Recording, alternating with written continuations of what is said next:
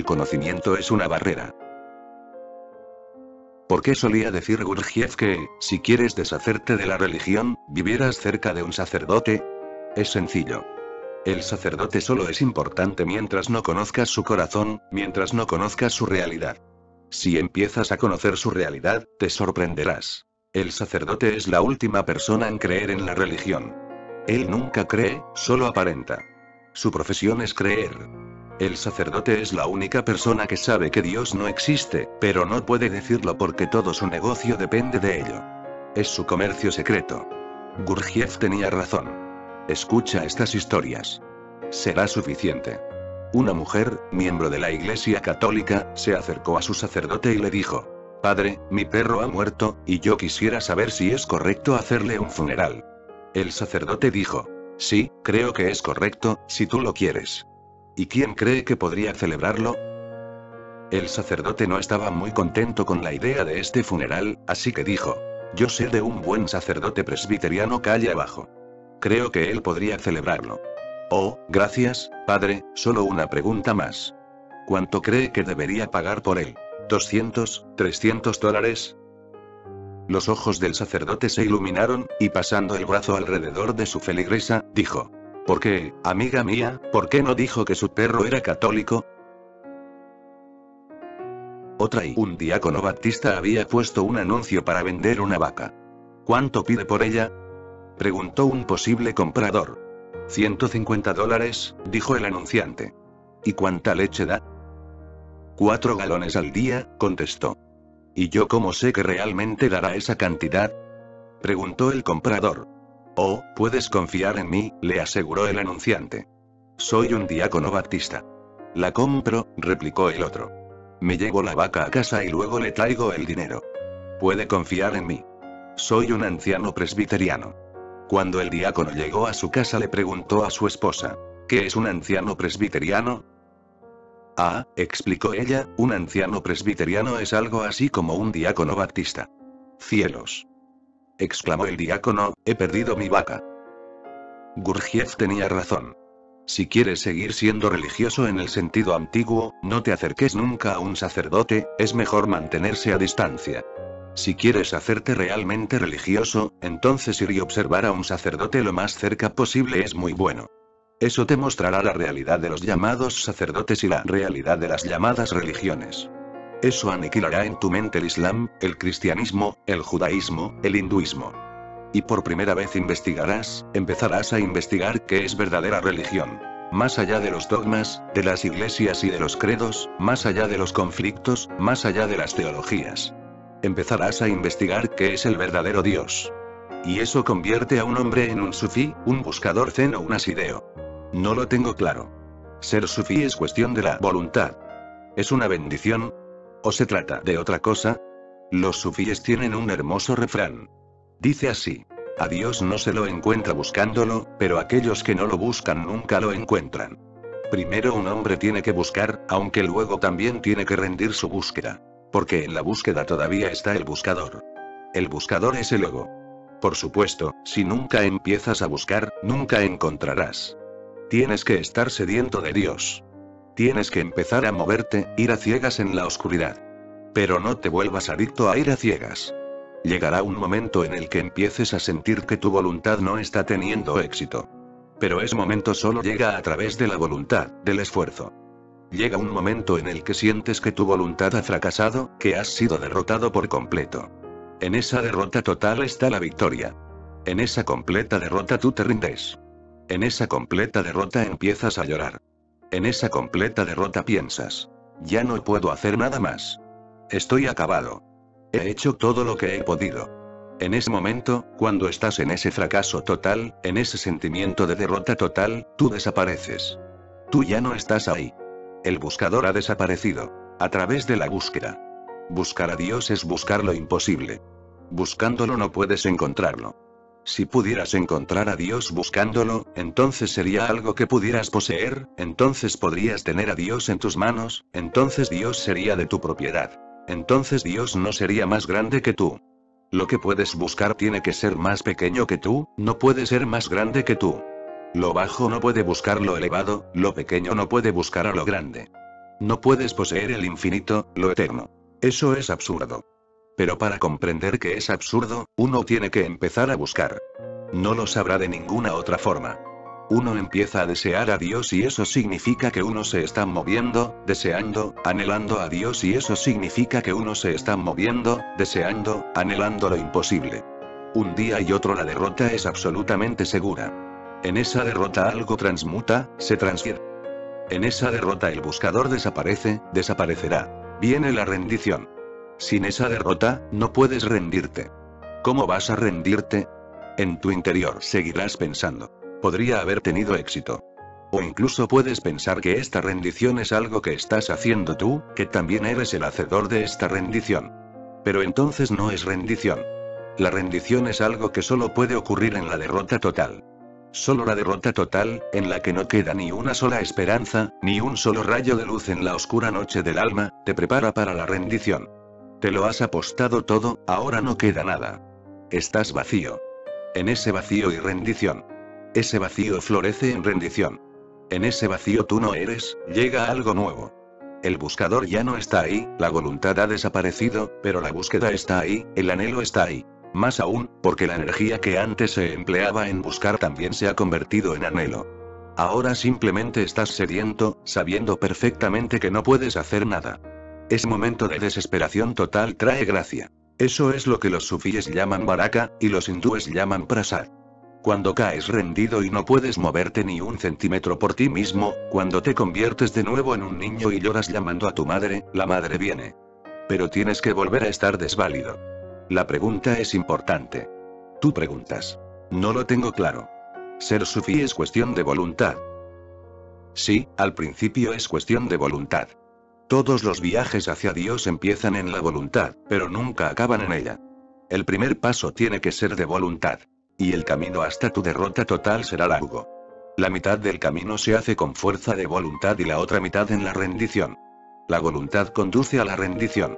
Esto te puede parecer paradójico. Al final la voluntad acaba floreciendo en rendición porque es lo que te hace ver que por ti mismo no puedes hacer nada. Lo has hecho. Lo has visto fracasar. Así que el primer paso es de voluntad, la mitad del camino es de voluntad. Y cuando ha desaparecido la voluntad hay bendición, prasad, baraka. Así que, en definitiva, la pregunta es si se trata de voluntad o rendición. Diré que son ambas y ninguna. La voluntad y la rendición son como las dos alas de un ave. Ambas ayudan, ambas se complementan entre sí. Incluso siendo opuestas entre sí se complementan. La propia oposición produce movimiento. Pasa exactamente igual con tus dos piernas. Son opuestas entre sí.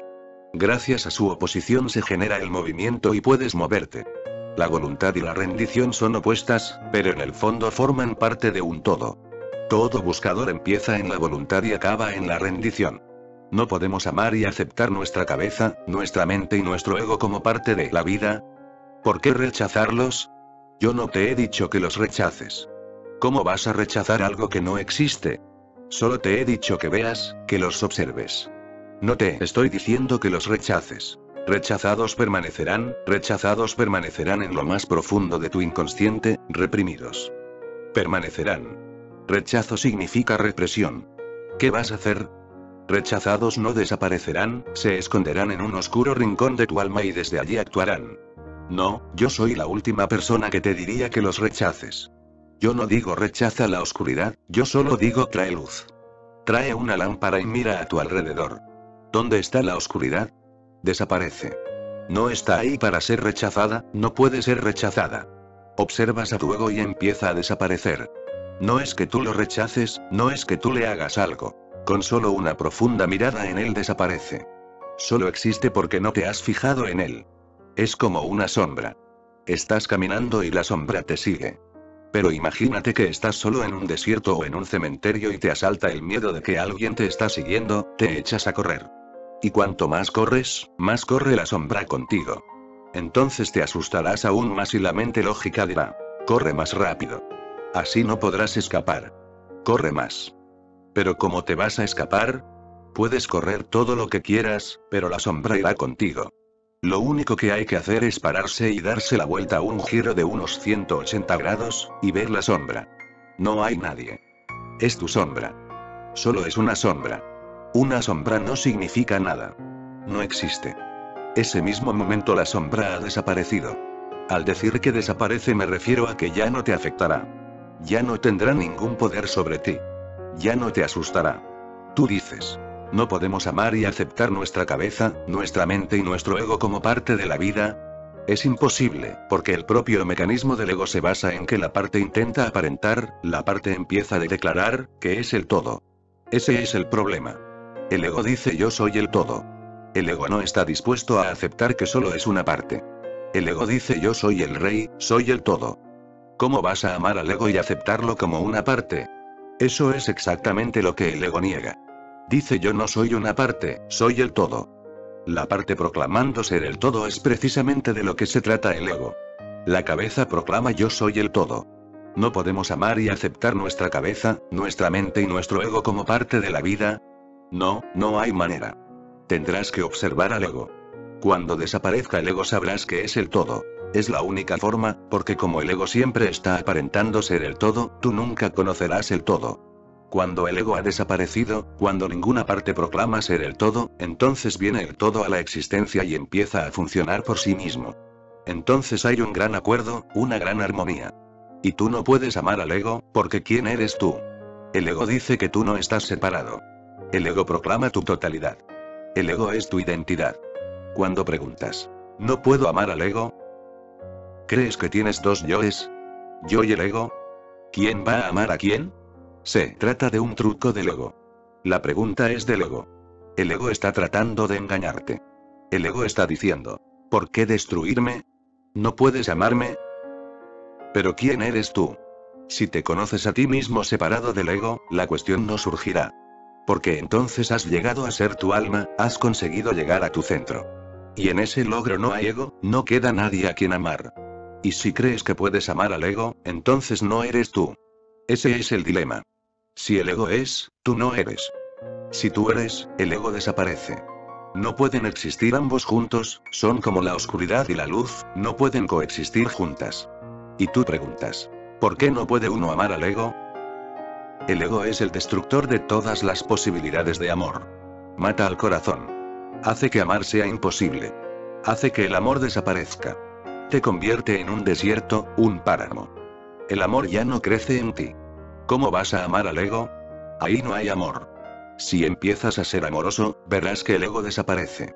Si el amor empieza a fluir en ti, no encontrarás ningún ego en ti mismo. Entonces el corazón se convertirá en tu centro. A eso los sufíes lo llaman el despertar del corazón.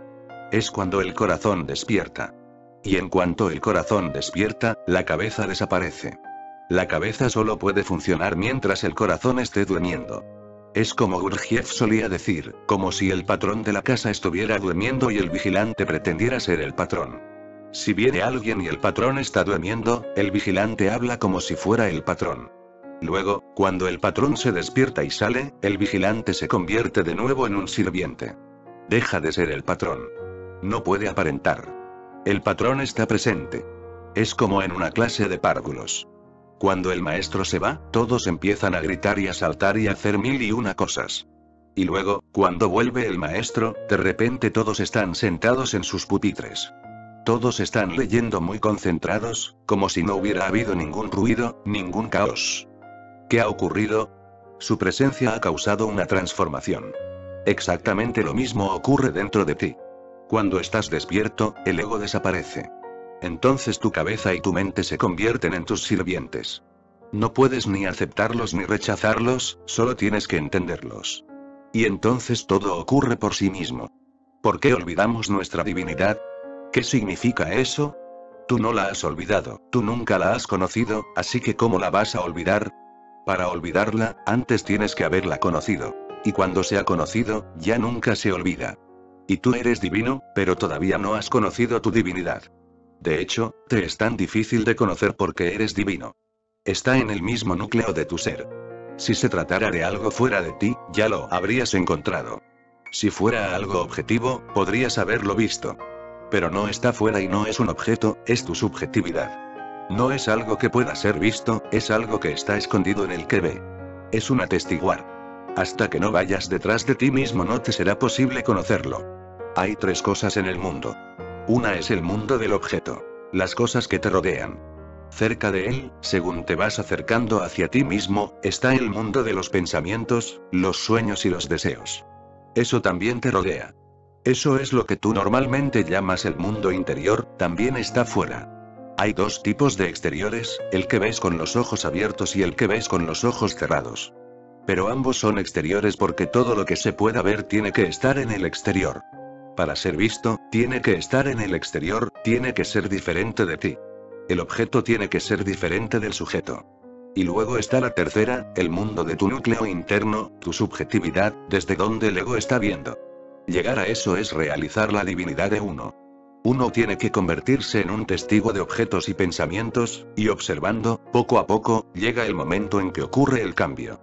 Cuando no quedan ni objetos ni pensamientos en tu consciencia, cuando tu consciencia es pura, da un giro. Un giro de 180 grados. Cuando no hay nada que ver, el que ve empieza a verse a sí mismo. Recuerda, solo estoy usando palabras, y ya no son adecuadas.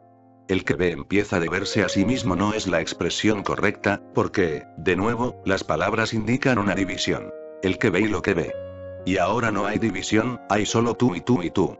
No hay algo que esté viendo y algo que sea visto. Es pura consciencia. Divinidad significa pura consciencia. Primero tendrás que pasar del mundo de los objetos al mundo de los pensamientos, y luego tendrás que dar otro paso. Tendrás que abandonar el pensamiento, deja que los pensamientos desaparezcan, deja que no haya nada. Y en esa nada ocurre el giro. Tú no puedes hacerlo. Tú solo puedes hacer dos cosas. Cerrar los ojos al mundo y cerrar tu consciencia al constante tráfico de pensamientos. Eso es todo lo que tienes que hacer. Luego la tercera cosa ocurre por sí misma. De repente eres consciente de que eres un Dios. Dios es consciencia. Pero cuando eres consciente, en cierto sentido, has desaparecido, tú ya no estás ahí. El viejo ego ya no está ahí. No puedes ni decir yo. Porque el yo depende de las cosas y los pensamientos, el yo está constituido por cosas y pensamientos. Cuando desaparecen todos los ladrillos de cosas y de pensamientos, el edificio del yo también desaparece. Hay puro vacío. Eso es lo que Buda llama anatta, no ego. En el mismo centro del yo, en la capilla más interna, no encontrarás tu ser. Y así es como uno se encuentra a sí mismo. Cuando se pierde el yo, se encuentra el yo. Por eso, en este punto todos los grandes maestros se vuelven contradictorios y paradójicos. Jesús dice: si quieres encontrarte a ti mismo, piérdete a ti mismo. Si quieres perderte a ti mismo, sigue aferrándote a ti mismo. Es muy paradójico. Los que se aferren, perderán, y los que estén dispuestos a perder, triunfarán. Tú me preguntas: ¿por qué olvidamos nuestra divinidad? No, no la has olvidado, uno nunca olvida. Para empezar, nunca la has conocido. Una vez que la has conocido para siempre. Pero yo no estoy diciendo que no seas divino. Eres divino. Cuando decimos que alguien ha olvidado, la palabra olvidado se usa metafóricamente. No es muy real, factual. Nadie puede olvidar. Un Buda nunca puede transformarse en otra cosa que un Buda. No hay forma de olvidarlo. Una vez que se sabe eternamente. Pero nosotros nunca lo hemos sabido. Y lo hemos sido siempre. Lo hemos sido desde el principio. Pero no le hemos permitido a nuestra energía girar sobre sí misma. A lo mejor conoces un antiguo símbolo egipcio de una serpiente enrollándose en sí misma, formando un círculo. La serpiente se está mordiendo su propia cola. Eso es el saber. La serpiente se está mordiendo su propia cola, es un círculo completo, los dos extremos se encuentran. Cuando giras sobre ti mismo, el círculo se completa. Por eso, en muchas tradiciones místicas, el círculo simboliza el triunfo final. Tú, en este momento, no eres un círculo, eres una línea. Una línea que sale de ti pero no vuelve a ti. El rayo de tu consciencia sale y sale, es lineal, unidimensional. Eso es el samsara, el mundo, la consciencia lineal. Tu consciencia se mueve en una línea. Ha estado moviéndose así durante millones de años. Cuando empiece a convertirse en un círculo, a dar la vuelta, a volver a casa y de repente un día se encuentre consigo misma, caiga en ella misma, entonces habrá sabiduría. Y esa sabiduría no se olvida jamás. Ustedes son dioses, pero no se han dado cuenta. Falta el reconocimiento, no es que lo hayas olvidado. Yo he estudiado literatura religiosa durante muchos años y también he estudiado tus libros durante 3 años. Y a través de todos estos estudios he progresado mucho en el camino. Oso, ¿podrías decirme qué es lo siguiente que debería hacer? ¿De qué estás hablando? ¿De caminos? ¿Solo estudiando libros ya estás en el camino? Eso no es posible. A través de los libros uno nunca viene al camino. A través de los libros uno solo oye rumores acerca del camino. Tan solo rumores de que el camino existe, de que hay un camino, de que el camino es posible, de que, quizá, en alguna parte exista un camino. Eso es todo. Los libros solo pueden ofrecerte rumores, no pueden ponerte en el camino. Y eso es lo que estoy diciendo cada mañana. Que el conocimiento es una barrera, que aprendiendo uno nunca llega de Dios. Llega desaprendiendo. No volviéndose culto, sino volviéndose inocente. Uno tiene que quemar las escrituras, incluyendo mis libros. Uno tiene que quemarlo todo, el lenguaje, la palabra, el pensamiento. Solo entonces llega a uno al camino, nunca antes. Y estás preguntando. He progresado mucho en el camino. ¿Qué es lo siguiente? Déjame decirte que tú ni siquiera has soñado con el camino. Atento. Una mujer estaba gravemente enferma. El médico, a quien había llamado el marido, entró en la habitación de la enferma y al minuto salió pidiendo un formón. El marido se sorprendió, pero tanta era su ansiedad que no le preguntó nada. Encontró un formón. Minutos más tarde el doctor asomó la cabeza y preguntó: ¿Tiene usted un martillo? El marido estaba perplejo, pero no queriendo llevarle la contraria al médico, le dio un martillo. 5 minutos más tarde volvió a salir el médico pidiendo un serrucho. Pero el marido ya no se pudo contener y gritó histéricamente: Doctor, primero un formón, luego un martillo y luego un serrucho. ¿Qué le está usted haciendo a mi mujer? ¿Qué mujer? Preguntó el médico. Estoy intentando abrir mi maletín. Tú todavía no has abierto tu maletín. ¿De qué camino estás hablando? El doctor tan solo está abriendo su maletín. Las escrituras no pueden ayudarte más que hasta ahí. Y además es posible que lo que tú estés leyendo en las escrituras no sea, en absoluto, lo que pone en las escrituras. ¿Cómo vas a leer algo que tú no conozcas ya? Solo se puede leer aquello que se conoce. Así que lo que la gente hace es leerse a sí misma en los libros. No leen los libros. Cuando lees mis libros no puedes leerlos. En ellos solo puedes leer algo acerca de tu propia mente. Los interpretarás a tu manera. Serás un intérprete. Para entender lo que yo digo, tendrás que entrar en el estado de mente desde donde se está diciendo. Para entender a Cristo tendrás que alcanzar la consciencia de Cristo. Para entender a Krishna tendrás que alcanzar la consciencia de Krishna. Solo aprendiendo, no serás capaz de entender. Malinterpretarás. Todas tus interpretaciones serán erróneas. Serán tus interpretaciones, saldrán de tu ignorancia y de cualquiera tus estupideces de todo tipo. Escucha. Al padre Sloan, que tenía un tic que le hacía guiñar un ojo, lo enviaron a una parroquia en Nueva York. Sloan preguntó al taxista por un buen hotel mientras guiñaba, y el taxista malinterpretó el guiño y lo llevó a un burdel. El párroco le pidió a la madame una buena habitación mientras guiñaba. Y ésta lo tomó de la mano y lo llevó a una habitación llena de chicas, y le pidió que eligiera. Pero el padre Sloan dijo mientras guiñaba, que no quería ninguna chica. La madame se acercó a la escalera y voceó: George, aquí hay uno para ti. La gente comprende solo de acuerdo con su estado mental. Pero eso es natural. Se la puede perdonar. Pero hazme caso, escuchándome, o leyendo mis libros no has comprendido ni siquiera un fundamento simple que no me canso de repetir. Que a través del conocimiento el saber no es posible, que a través del conocimiento la sabiduría no es posible. Tu pregunta me recuerda una pequeña anécdota. Farthington y Smith, 2 ingleses, se fueron de vacaciones a Irlanda. Farthington tenía reputación por su falta de tacto, así que Smith le avisó de que no dijera nada disparatado de la Iglesia Católica. Una tarde se fueron a jugar a los dardos a un pub local donde por la radio se oía la noticia de que el Papa estaba enfermo. Inmediatamente todo el mundo se puso alrededor de la radio para escuchar. «Va, al cuerno con el Papa», dijo Farthington. «Sigamos con el juego». Se despertó en el hospital con Smith sentado a su lado. «Te había avisado de que no dijeras nada acerca de su religión», dijo Smith. «Sí, lo sé», respondió Farthington. «Pero no me dijiste que el Papa fuera católico». ¿Por qué solo me acuerdo de Dios cuando estoy sufriendo? Tú no te acuerdas de Dios. Cuando estás sufriendo, tu acordarte de Dios no significa nada. Solo te acuerdas de Dios cuando buscas protección, cuando quieres evitar el sufrimiento. A ti no te importa Dios, a ti lo único que te importa es evitar el sufrimiento. Por eso cuando estás feliz te olvidas completamente de Dios. Pero debes saber que el recuerdo de Dios solo puede ser en la felicidad, de ninguna otra forma. En el sufrimiento todo el mundo se acuerda de Dios. Incluso los ateos. Pero eso, cuando se hacen viejos, hasta los ateos se vuelven creyentes. Y cuando se acerca el momento de la muerte casi todos los ateos se vuelven creyentes. Cuando llega el verdadero sufrimiento de la muerte, toda tu filosofía de ateísmo desaparece. Pero eso no es verdadera, auténtica oración, auténtico recuerdo. Las personas religiosas auténticas son aquellas que se acuerdan cuando son felices, porque se acuerdan en agradecimiento. Cuando ves una rosa, ese sería el momento correcto para acordarse de Dios. La rosa es prueba suficiente para recordarlo, indicación suficiente, causa suficiente, una ocasión.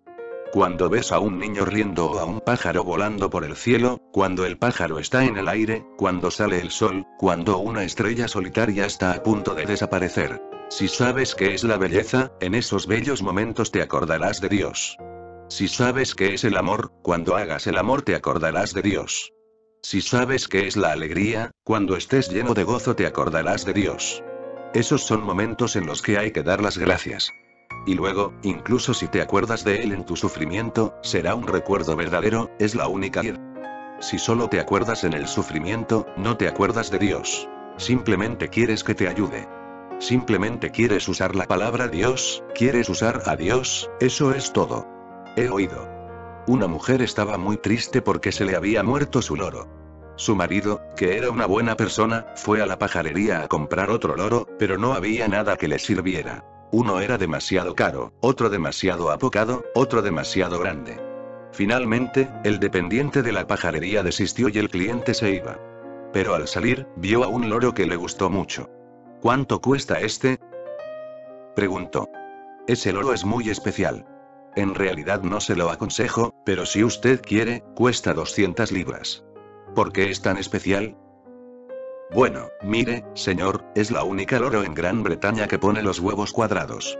El cliente no estaba dispuesto a creérselo, pero el dependiente lo llevó a la trastienda y le enseñó un plato de huevos, todos ellos cubos perfectos. De acuerdo, me llevo al loro, dijo.